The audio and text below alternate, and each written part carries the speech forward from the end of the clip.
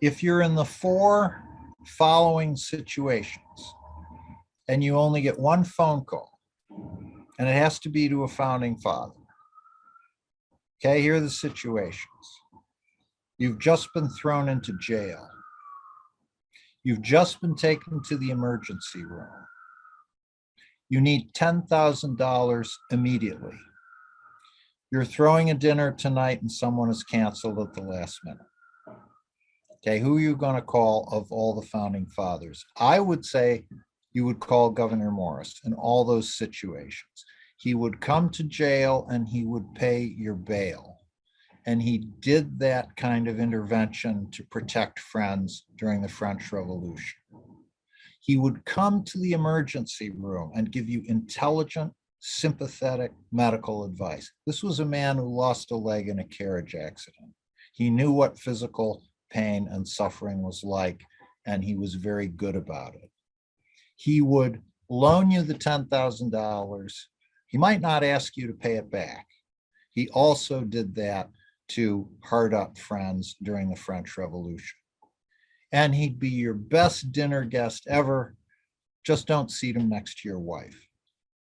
He was from a very fancy New York family. His grandfather had been a colonial governor, and his uncle had been also a deputy colonial governor. So he was used to politics, he was used to power, he was used to it from the top growing up. When the revolution begins, he's an enthusiastic patriot. He's chosen by New York to go to the Continental Congress. I should say that his family's politically divided. He had one half brother who signs the Declaration of Independence and another who was a general in the British Army. And his mother is a loyalist throughout the war. So he knows the stress and the sorrow that the war caused a lot of Americans. But he's a zealous patriot. He goes to Philadelphia to serve in the Continental Congress. And then he stays there to assist Robert Morris, who's the financier who's trying to pay for the whole revolution. He's his right-hand man throughout the war.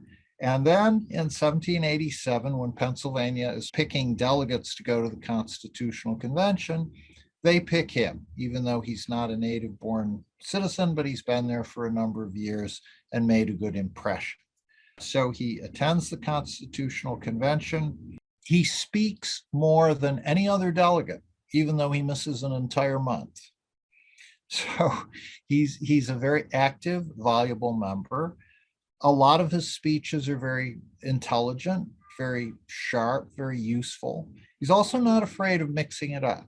I mean, when the question of how should slaves be counted in the representation of the House of Representatives and therefore the Electoral College, when that comes up, he's absolutely opposed to it. He says, are these men? Then make them citizens and let them vote.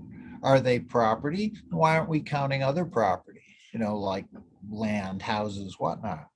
And he just says that it's offensive to have a government that is supposed to protect the rights of mankind giving power to slave owners and slave drivers, to people who go to Africa and tear people away from their families and bring them into bondage.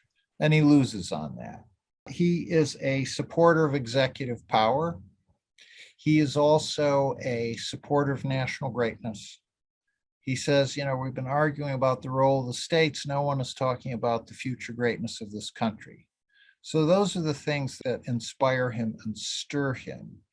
And there was recently a very interesting essay by Bill Treanor, who's dean of the Georgetown University Law School.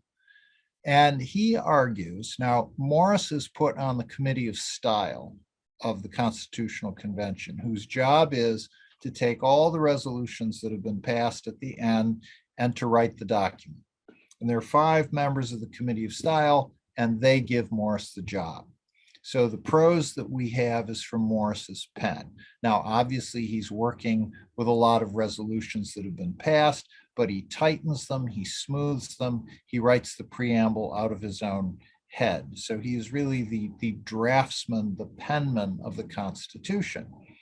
And Bill Treanor has argued that he really tweaked it, in doing this. He made little tweaks and changes. He was acting like a baseball pitching machine, sending slow, fat ones down the strike zone for Team Federalist to hit out of the park. And this would be President Washington, Treasury Secretary Hamilton, Chief Justice John Marshall. These were men who were all friends of his, who all saw the Constitution and the country in a similar way.